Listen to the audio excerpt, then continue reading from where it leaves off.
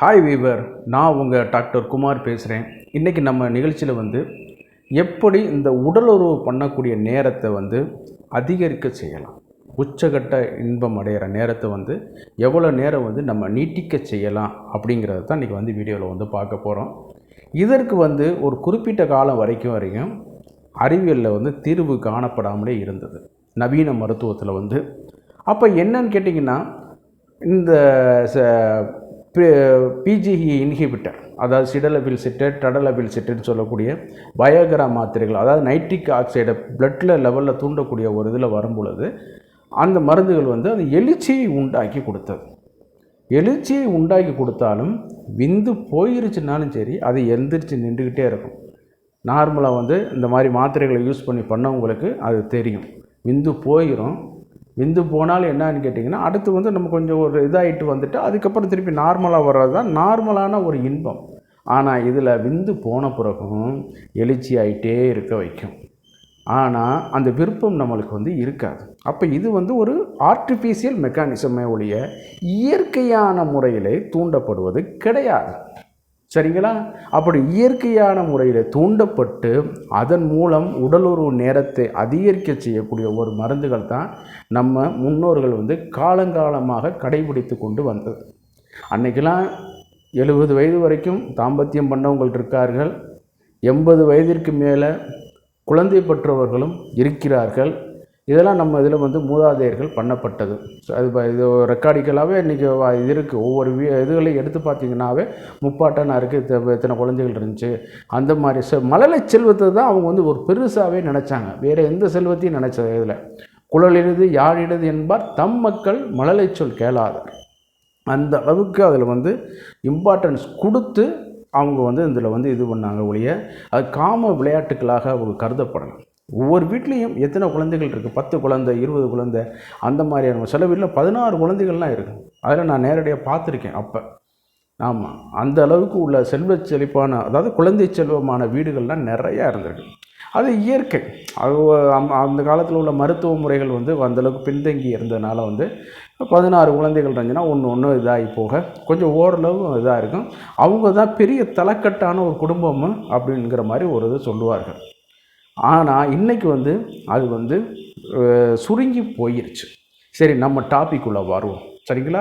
வழக்கம் போல் நிகழ்ச்சிக்கு போகிறதுக்கு முன்னாடி உங்கள்ட்ட ஒரு சின்ன வேண்டுகோள்.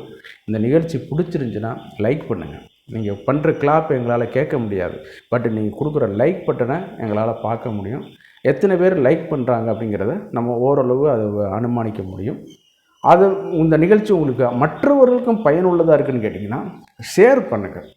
ஷேர் பண்ணி எங்களுக்கு ஹெல்ப் பண்ணுங்கள். அதே நேரத்தில் சப்ஸ்கிரைப் பண்ணி எங்கள் நிகழ்ச்சியை தொடர்ந்து வளருவதற்கு உதவுமாறு மிக பணிவோடு கேட்டுக்கொள்கிறேன். நான் உங்கள் டாக்டர் குமார். வாங்க நம்ம நிகழ்ச்சிக்குள்ளே போகலாம்.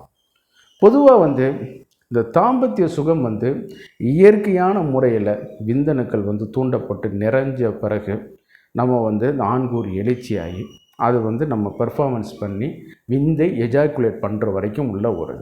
அதே நேரத்தில் நார்மலாக சுருங்கி திருப்பி பழைய நிலைமைக்கு விந்து வெளியேறிய பின்பு பழைய நிலைமைக்கு திருப்பி பழைய அடுத்து கொஞ்சம் 20 நிமிடத்துலையோ 30 நிமிடத்துலையோ மறுபடிக்கும் 2வது முறை நம்ம எடுக்கும்.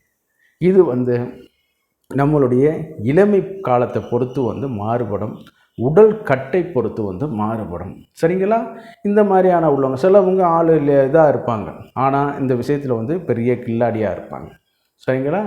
அதே நேரத்தில் இதில் பார்க்கும் பொழுது இந்த தாம்பத்திய இதை நம்ம இயற்கையான முறையில் எப்படி தூண்டுவது, நீண்ட நேரம் எப்படி செயல்படுவது அப்படிங்கிறதுக்கான ஒரு சில ரெமிடிஸை உங்கள்கிட்ட நான் சொல்ல போகிறேன்.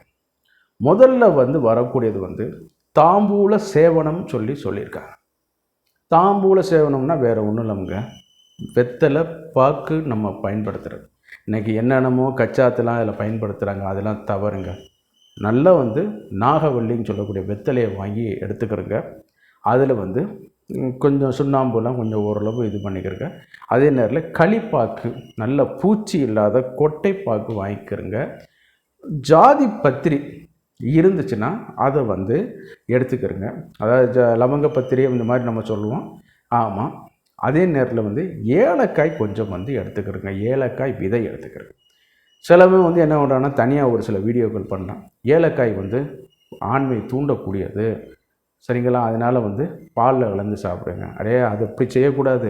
அதுதான் முறையாக ஆயுர்வேதம் படித்தவர்கள்ட்ட நீங்கள் கேட்கணுங்கிறது. ஆமாம், அதில் வந்து என்னென்னு கேட்டிங்கன்னா, இந்த ஏலக்காய் விதைகளை வந்து இந்த ஜாதிபத்திரி இந்த இதோடு சேர்த்து நம்ம சாப்பிடும் பொழுது நம்மளுக்கு வந்து இந்த உடல் உறவு ஆற்றலை வந்து இயற்கையான முறையிலேயே அதிகரிக்கும். விந்துவை வந்து லேட்டாகவும் செலுத்த கொடுக்க வைக்கும். அஸ்ட்ரிங்சன் தேவையில்லாத சுரப்புகளை வந்து உறிஞ்சிக்கொள்ள ஆரம்பித்து விந்தை மட்டும் நல்லாக ஜெல்லி பதத்தில் அனுப்பி வைக்கக்கூடிய ஒரு ஆற்றல் வந்து இந்த கொட்டைப்பாக்குக்கு இருக்குது. இது வந்து பூக்க பாக்காதி சூரணம் அப்படிங்கிற மாதிரி சொன்னோம். பூ என்றால் ஜாதிபத்திரி, பாக்குன்னா இது நம்ம கொட்டைப்பாக்கு. அதோட ஏலக்காய் இதுவும் சேர்த்து வச்சு, இதெல்லாம் சாஸ்திரிகள் ஆயுர்வேதத்தில் சொல்லப்பட்ட மருந்துகள். ஆமாம், இதை வந்து ரெகுலராக அந்த காலத்தில் வந்து செய்வார்கள். இன்றைக்கி வந்து அது வந்து புற்றுநோயை உருவாக்குது அப்படிங்கிற ஒரு கான்ட்ராவர்சிகள் இருந்தாலும் முறையான இது வந்து நம்ம எடுத்துக்கொண்டு அந்த சுண்ணாம்பு இதெல்லாம் இது பண்ணிக்கிட்டு இன்றைக்கி வெத்தலைவாக்கு போகிறது வந்து யாரும் தவறுன்னு சொல்கிறது கிடையாது. அது வந்து நம்ம உணவுக்கு பின்னாடி இதை வந்து நம்ம எடுக்கணும். ஏன்னு கேட்டிங்கன்னா, அந்த உணவுக்கு பின்னாடி நம்ம அந்த ஃபார்முலேஷன் நம்ம எடுக்கும் பொழுது அந்த உணவு வந்து எளிதாக ஜீரணமாகி வயிற்றில் உள்ள வாயுக்களை வந்து ஈஸியாக வந்து கலைந்து போக வைத்து கொள்ள விடும். சரிங்களா? வயிற்றில் உள்ள வாயுக்களை கலைந்து போக வைத்து விடும். அப்போ வந்து வயிறை கொஞ்சம் க்ளீன் பண்ணி இது பண்ண உடனே ஏறத்தாழ இரவு நேருக்கு வந்து நம்மளை வந்து தகுதிப்படுத்தி விடும். சரிங்களா? இரவு உடல் உறவுக்கு நம்மளை வந்து தகுதிப்படுத்தி விடும். அதுக்காகத்தான் மதிய நேரத்தில் வந்து அதை பயன்படுத்த சொல்கிறது. காலை நேரத்துலையும் பயன்படுத்த சொல்லி 3 நேரமும் இந்த தாம்பூல சேவனம் பண்ண சொல்லி ஆயுர்வேத டெக்ஸ்ட்டில் இருக்குது. பட் இன்றைக்கி ப்ராக்டிக்கலாக அதெல்லாம் நம்மளால் செய்ய முடியாது.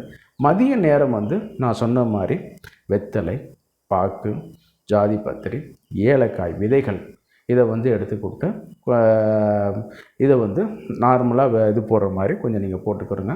அதே மாதிரி இன்றைக்கி வந்து ஸ்வீட் ஃபீடாக அந்த மாதிரிலாம் இது பண்ணக்காதீங்க. சரிங்களா? ஆமாம், அதெல்லாம் இது பண்ணக்கூடாது. ஜாமு வைப்பான், தேனை தடவுவான், ஆமாம் தேனும் சுண்ணாம்பு வந்து கலக்குவான், அதெல்லாம் செய்யவே கூடாது. இதை மட்டும் நீங்கள் வந்து ரெகுலராக உங்கள் டிஃபன் பாக்ஸ்லேயே நீங்கள் மடித்து வந்து வைத்து கொள்ளுங்கள். வாயில் நீங்கள் பேசும்போதும் கூட நல்ல இனிய நறுமணம் வந்து இது பண்ணி கொடுக்க வைக்கும். இன்றைக்கி ஒரு ஒரு ஒரு கௌரவத்தை நம்ம அணிஞ்சிக்கிட்டோம். அதனால் நம்ம இழந்தது வந்து நிறைய. ஒரு இடத்துல ஐடி ஃபீல்டில் வேலை பார்க்குறோம், ஒரு பெரிய நிறுவனத்தில் வேலை பார்க்குறோம், அரசு நிறுவனத்தில் வேலை பார்க்குறோம். நம்ம வந்து வெத்தலை போட்டு வந்தால் ஒரு மரியாதை குறைவா அப்படிங்கிற மாதிரியான ஒரு இதில் வந்து நம்மளே இது பண்ணிட்டோம். சரிங்களா?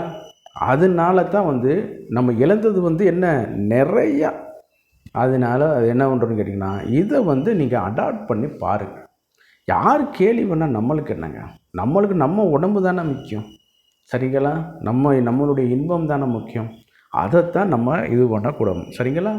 அதே நேரம் வந்து இது ஃபார்முலேஷனை வந்து நம்ம வந்து ரெகுலராக வந்து பயன்படுத்த போது நம்ம அசைவங்கள்லாம் சாப்பிட்றதோட கொழுப்புகள், தேவையற்ற கொழுப்புகள்லாம் குறைக்கக்கூடிய ஆற்றல் வந்து இருக்குது.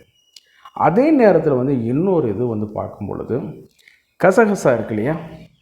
கசகசாவை வந்து இரவு நேரத்தில் படுக்கைக்கு போகிறதுக்கு முன்னாடி பாலில் வந்து கொஞ்சம் கொதிக்க வச்சு, பசும்பாலில் வந்து எடுக்க வச்சு கொதிக்க வச்சு ஆற வச்சு சாப்பிட்டுக்கிறங்க.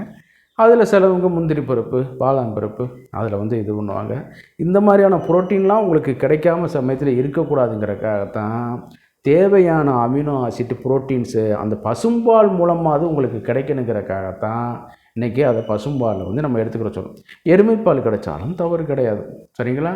பாக்கெட் பாலில் வந்து சில நேரம் வந்து சில இதுகள் வந்து கண்டிப்பாக கலந்திருப்பார்கள். அதை வந்து நம்ம உறுதிப்படுத்தாத நம்ம சொல்ல முடியாது. நீங்கள் இயற்கையான முறையில் வாங்கி டெரிவேட்டிவ்ஸை வாங்கி அதை வந்து பயன்படுத்தி கொள்ளுங்கள். இதை வந்து இது ஒன்று பேசிக்கான புரோட்டீன் சப்ளிமெண்ட்டை வந்து உங்களுக்கு வந்து அது வந்து கொடுத்தோம். அதோடு இந்த கசகசா தேவைப்பட்டால் முந்திரி, பாதாம் இதெல்லாம் கலந்து கொண்டு கொஞ்சம் ஒரு மணி நேரம் நல்லா கொதிக்க வச்சு காய வச்சு 1/4 டம்ளர் 1/2 டம்ளராக வந்து இது பண்ணிவிட்டு நல்லா வந்து சாப்பிட்டுக்கிற வேண்டியது. இது வந்து பார்க்கும்போது அன்னைக்கு நீங்கள் சாப்பிடும்போது தூக்கம் வந்துடும். ஆமாம், அது நிச்சயமாக வந்துடும். நல்ல பீஸ்ஃபுல்லாக சைலண்ட் டீப் ஸ்லீப் வந்துடும். ஆனால் அதற்கு அடுத்த நாள் நீங்கள் ரெகுலராக இது பண்ணும்போது இன்றைக்கி சாப்பிட்டது நாளைக்கு வந்து உங்களுக்கு சாயந்தரமே அந்த காம உணர்ச்சி தூண்டப்பட்டு ஆண்குறியில் நைட்ரிக் ஆக்சைடு லெவலை அதிகரிக்க வைக்கப்பட்டு இன்னும் வந்து உங்களுக்கு வந்து எழுச்சியை இது பண்ணி கொண்டு உங்களோட தாம்பத்திய சுகத்தை வந்து நீடிக்க வைக்கும். இதை மட்டும் நீங்கள் அடாப்ட் பண்ணி பாருங்கள். இது வந்து ரெகுலராக உள்ளவங்களுக்கு சுத்தரவாக பீஸ் போனது எழுச்சி ஆகாமல் இருக்கிறலாம் என்னுடைய பழைய வீடியோக்களை ஒரு ரெஃபரன்ஸ் பார்த்துக்கிட்டு அதை வந்து பண்ணுங்கள். நீங்கள் நினைக்கிறீங்க எழுச்சி ஆகிறது சிம்பிள் தானே சார் அப்படின்னு நினைக்கிறீங்க. இல்லை, அது ஒரு பெரிய மெக்கானிசம். சரிங்களா? ஆமாம், அதனால் அதை பார்த்துட்டு வாங்க. இது வந்து நல்லா இருக்கிறவங்களுக்கு இன்னும் கொஞ்சம் ஒரு இது நல்லா படிக்கிற பையன் கொஞ்சம் டியூஷனுக்கு போனால் இன்னும் கொஞ்சம் இம்ப்ரூவ்மெண்ட் ஆகி வருவான்ல, அது மாதிரி உங்களுக்கு இது ஒரு கருத்துக்கள். சரிங்களா? வழக்கம் போல் நிகழ்ச்சியோட இறுதி பகுதிக்கு வந்துட்டோம். இந்த நிகழ்ச்சி உங்களுக்கு பிடிச்சிருச்சுன்னா லைக் பண்ணுங்கள். மற்றவர்களுக்கும் உதவியாக இருக்கும்னு நினச்சிங்கன்னா ஷேர் பண்ணுங்கள். மறந்துடாமல் சப்ஸ்கிரைப் பண்ணி எனக்கு ஹெல்ப் பண்ணுமாறு மிக பணிவோடு கேட்டுக்கொள்கிறேன். நான் உங்கள் டாக்டர் குமார். மீண்டும் ஒரு நிகழ்ச்சியில் சந்திப்போம். நன்றி, வணக்கம்.